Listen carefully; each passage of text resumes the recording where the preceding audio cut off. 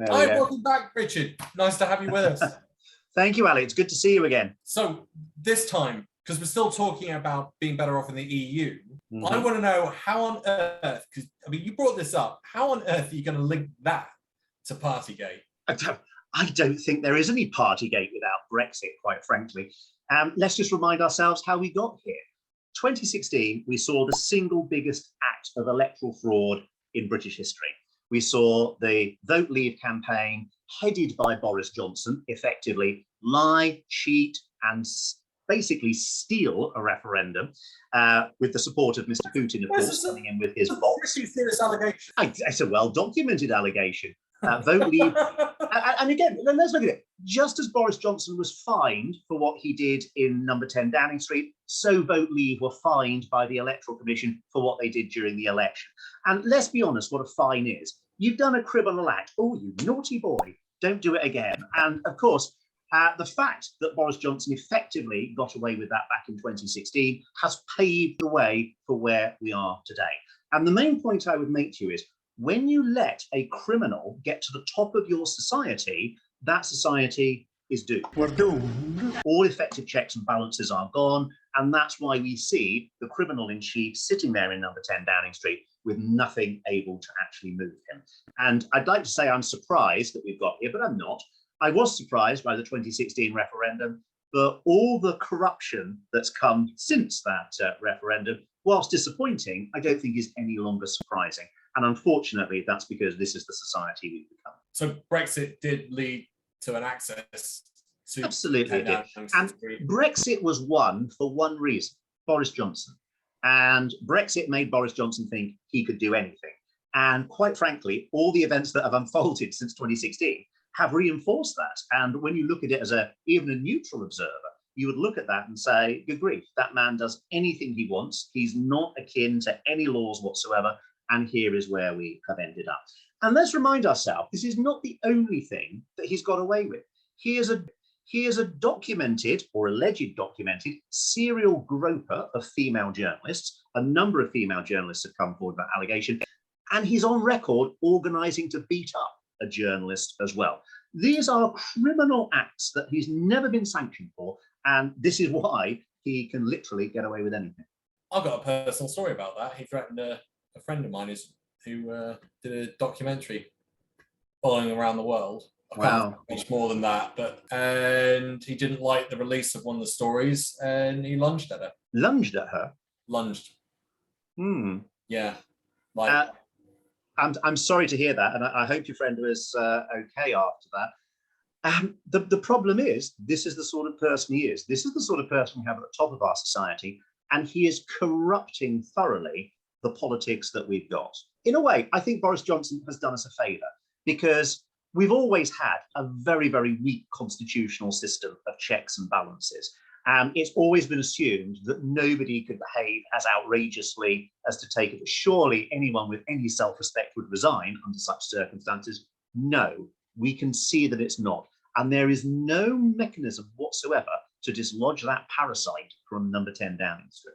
Strong words. Is this like a have to break an egg to make an omelette type of situation? I think this is one of the difficulties opposition parties have, because when you have, again, I go back to the point, when you have a lawbreaker at the top of your society and all the law enforcement options seem inadequate to deal with that, you have the fundamental question: why should any citizen in a country where the top leader of your society is a lawbreaker not break the law themselves?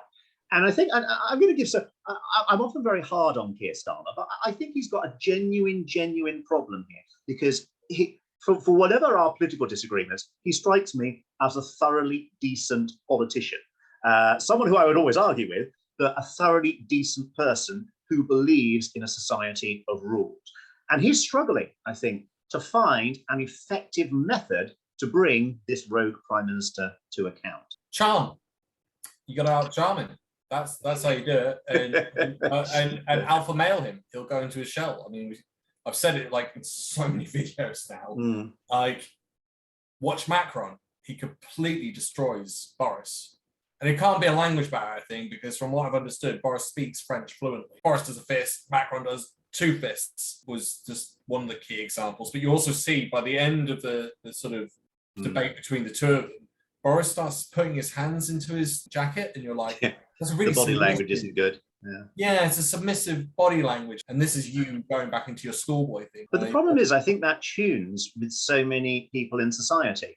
Which of us haven't at some stage, perhaps at school, been alpha mailed by someone else in an unreasonable position? So when Boris Johnson wins, people are on his side. When Boris Johnson loses, they relate to it. And that's the difficulty. And I have to say, let's depersonalize it to a certain extent.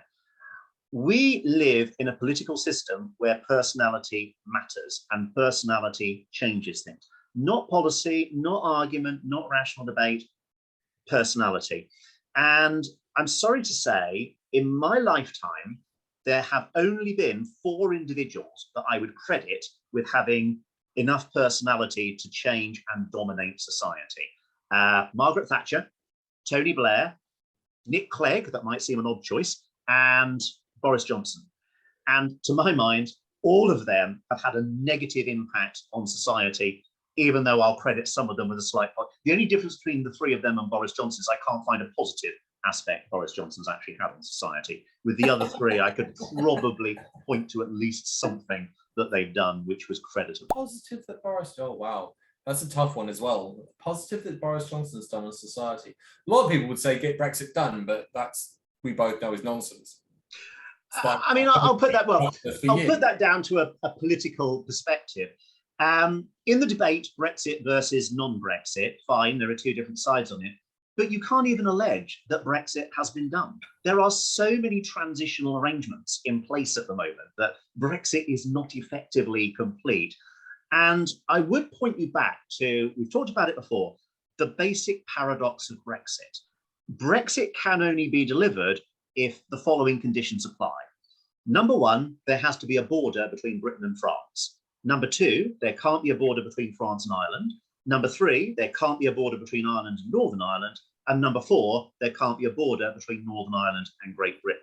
Now, any attempt to deliver Brexit has to sacrifice one of those. And at the moment, we've sacrificed number 4. We have put a border down the sea in Ireland. And this is why I have some sympathy with the unionists and their arguments against the Northern Ireland Protocol, because yes, effectively, Northern Ireland has pretty much been annexed from the rest of Great Britain. Now, we can see that that is an unstable, unsatisfactory resolution to the Brexit paradox, and it seems to be unraveling between our eyes as we do it. So what happens if that border is taken down? How do we have Brexit? We don't. I don't see a resolution. Dominic Cummings said that he would have convinced Ireland to leave the EU. It's like, what? Like, yeah. Talk about like, what's it called? Little Napoleon complex. I mean, well, again, it goes back to the basic Brexit paradox. He's trying to solve it by doing number 2, putting a border between Ireland and France. And well, as I say it, the amount of number 2 that he's been responsible for in Brexit so far, that's hardly a surprising solution. I mean, it's quite interesting as well, because like, I think, again, mainstream media hasn't picked up. Mainstream media haven't picked up quite a lot of the stuff on this. So you've got Dominic Cummings having legged it across the country in something akin to Stephen King's The Stand, where the guy literally leaves the military facility covered in the disease and shoots across the whole of the United States, infecting everyone, which is exactly what Dominic Cummings did. You've got Matt Hancock having an affair. So you're going, right, so someone spread the disease across the country. Someone's literally bursting their bubble. And then you've got parties going on. I mean, it's... Yeah, and let's not trivialize it in terms of...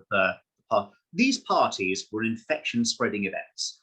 They were events held during a time where we had a virus that was out of control in the country, and we knew that that virus was spread at events like that. And it's pure luck or lack of investigative journalism that none of those parties did result in such a spread. But we already, and this on a time when number 10 Downing Street had already been a hub of COVID spreading activity right at the start of the pandemic. So no, it's not just the fact that you had a party at the end of the day, it's the fact that you acted recklessly in terms of promoting a virus which you were aiming to allegedly eradicate. There's an element of the media that's come in here and a little bit of government spin, but I think it was more of an accident than a deliberate cause.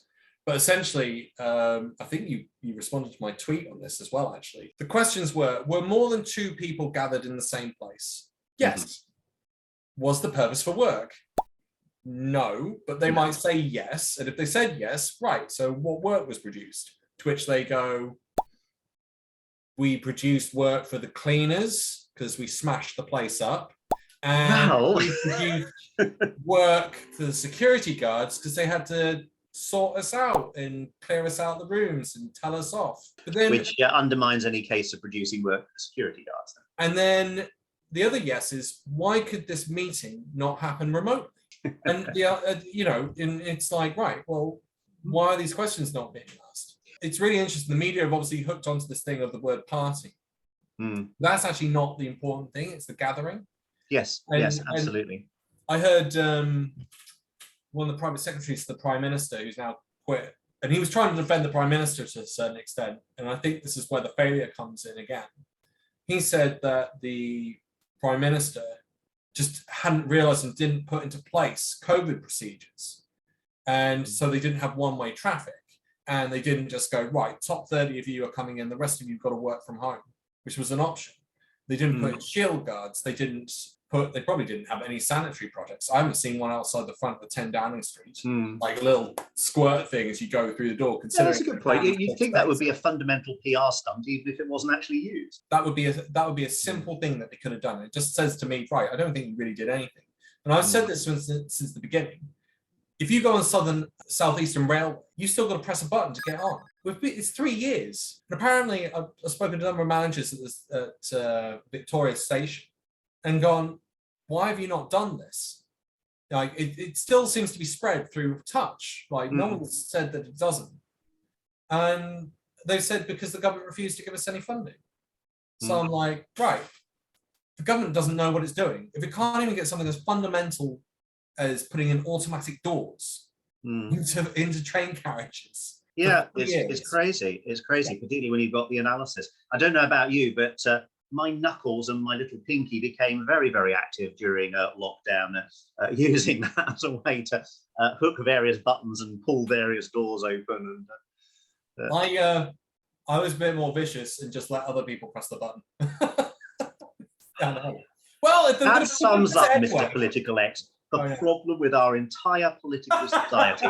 Someone wants someone else to press the button all the time. Yeah. So I mean, I look at that whole thing and just go, right, well, that was the defense. He didn't incorporate it, and so they ended up in a bubble. But I'm also like, but he was going out on TV telling people not to do that. So that's not a defense. Yeah. I'd like to think of it being me. I walk in the room and go, what the are you doing? Just get out. Don't do this. But if I'm being charitable, I think it's because he has a personality that's actually semi-detached to reality. In his mind, we don't really exist. We're just pawns to be played with in Boris Johnson's fantasy world. And so whilst he'll play the game when he's in front of the camera, it doesn't bother him. He's got more important things to think about, like where his next curry is going to come from. And this is the other irony, of course. He calls Keir Starmer severe corner with the amount of produce that was coming from takeaways into Downing Street at the time. I think that's highly hypocritical, to say the least. Completely. Considering, I've always said that there's nothing in Boris but jelly. Absolute freaking cow. Unfortunately, we're going to have to end there. Yeah, great to see you again, Alex. So look forward to our next video together. Vote Rejoin EU. Join the EU vision.